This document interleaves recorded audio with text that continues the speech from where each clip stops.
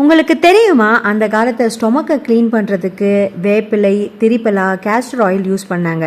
But இப்போ government ஸ்கூலில் கூட ஆல்பென்டாசோல் மருந்தை எல்லா பிள்ளைங்களுக்கும் கொடுக்குறாங்க.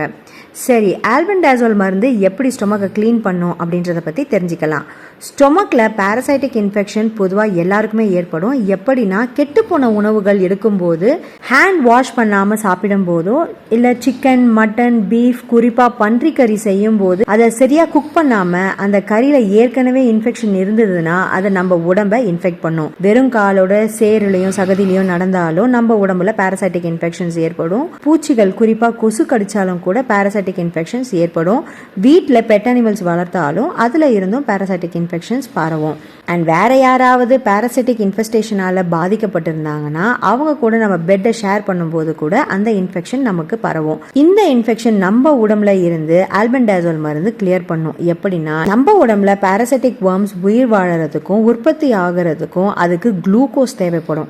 ஸோ நம்ம உடம்புல இருக்கிற குளுக்கோஸை அது ஃபுட்டாக எடுத்துக்கும்.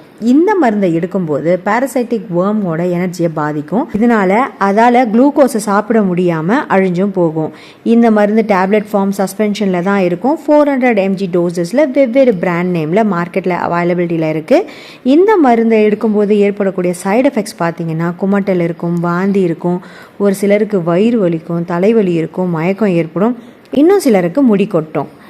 Pregnant ladies, liver disease, phone மேரோ suppression இருக்கிறவங்க இந்த மருந்தை எடுக்கிறதுக்கு முன்னாடி டாக்டர்ஸை கன்சல்ட் பண்ணணுன்றதை தெரிஞ்சுக்கங்க.